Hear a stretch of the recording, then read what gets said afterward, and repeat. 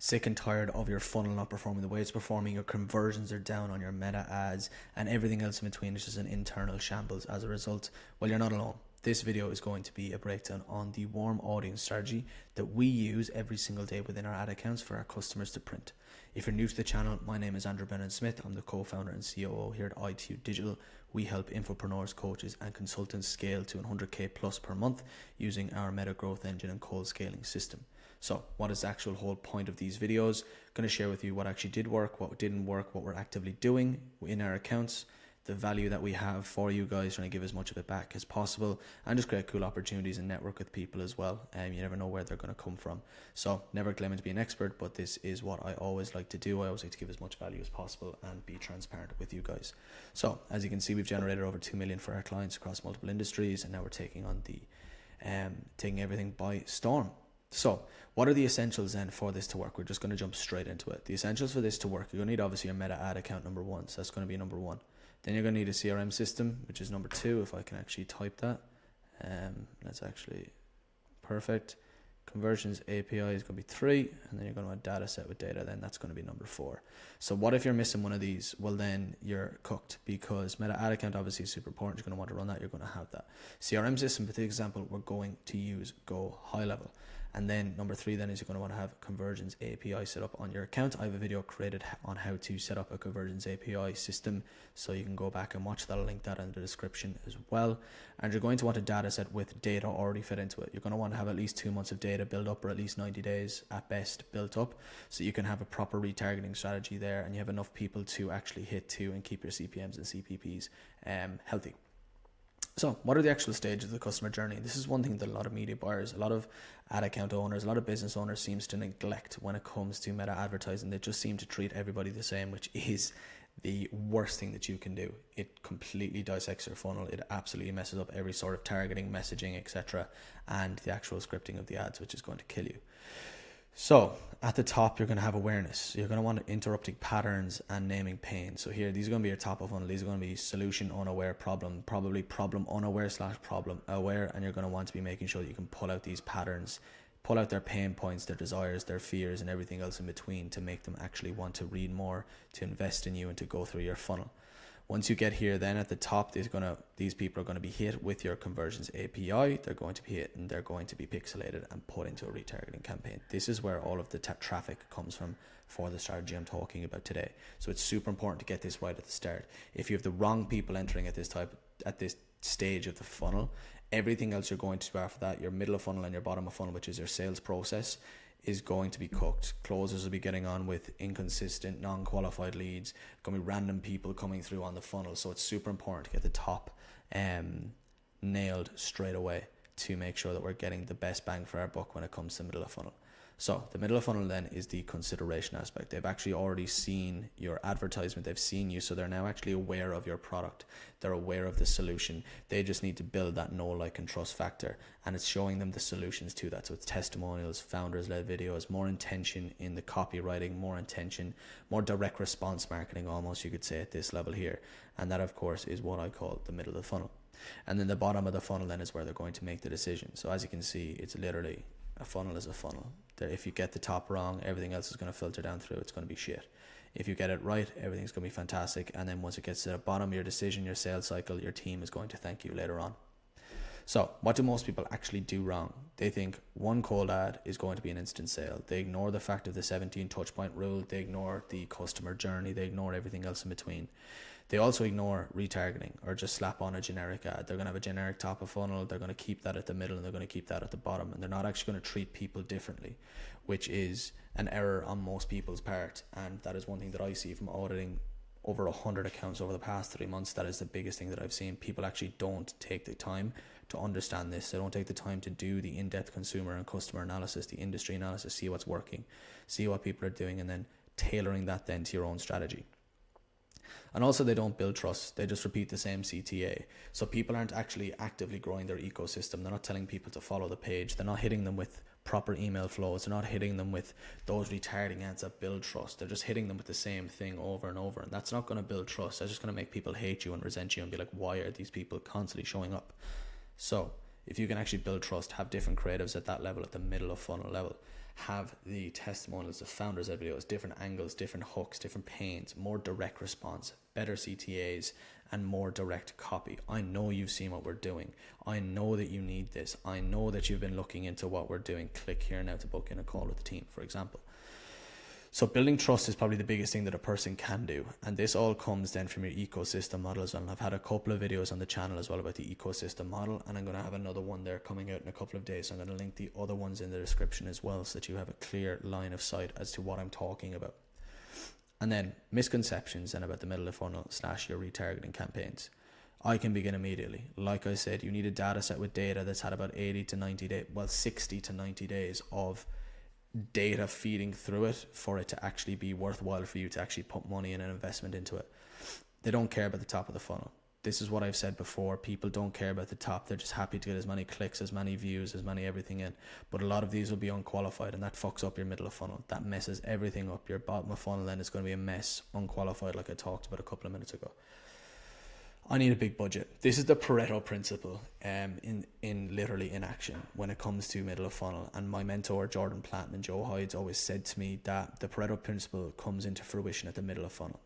100% is going to be your advertising budget. 80% of your advertising budget is going to be at the top of funnel, which is going to get 20% of the results. 20% of your ad budget is going to be at the retargeting level, in the middle of funnel level, and that's going to get you 80% of the results and 80% of the conversions.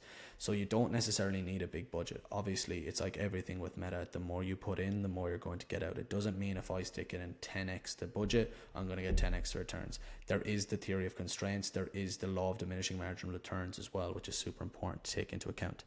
And then I don't need conversions API. This one is just, I'm actually going to just put this in yellow, because if you think about this, it's super important. All of these should be in yellow, but this one specifically, you need conversions API to feed your data set with clinical data that Meta need for targeting. If you're not feeding it with this data, you may as well just forget about it. There's no point in having it installed. But if you actually want to improve your targeting, improve your results, decrease your CPMs, increase your profits, while also making your sales team's lives 10 times easier by actually only targeting people that match a certain ICP, then this is exactly for you. Now, I want to break down kind of what actually is the middle of funnel success formula. So this is kind of what I think that it is, and this is what I've looked into, and this is the best way I can describe it. So your middle of funnel is, it's going to be intention plus building your KLT, and this comes from your ecosystem, plus awareness, plus removing doubts. It's pre-handling objections, it's making people aware of the product and strategy, and that equals dollars. But only if you do it correctly. And so many people forget about some of these key multiples in it, these key additions that really does affect their strategy going forward. So what do you mean by intention? That means more intention on the copy, more direct response scripts, more intention on the stories that we're doing, more intention on the types of creatives that we're running and the angles. Then it's building your KLT. So that comes down to your ecosystem model, that comes from your content, that comes from your email flows, your pre-warming flows. And then you have your awareness. It's actually making people more aware of the product. It's like, it's not actually emotional driven, it's actually product and benefit driven as well. And then you're removing doubts. These are just answering and pre-handling any objections. There can be Q&A static ads. They're like, oh, but what if this doesn't work for me? And you can have like, oh, but these have worked for like 20 other people. Something along those lines. And then strategy. It's having the right strategy in place. Now, as you can see, here's like a strategy overview. So this is like, we run cold traffic into 3 layers of warm audience touch points. So if you're story driven retargeting, like I said, your founder stories, your testimonial retargeting, that's super powerful. It's letting your actual customers who have become diehards for you actually do the selling for you. And this builds trust. It's almost like a UGC campaign you could take, for example. Then it's going to be re-engagement or urgency triggers, trying to get people in as soon as possible as well. Sometimes direct response does work well. And if you can put a bit of urgency behind that, and real urgency, because you will believe in it and you'll have full conviction that there's real urgency, then that's really going to help you. So as you can see then, your middle of funnel then is your story driven, testimonials, and your re-engagement.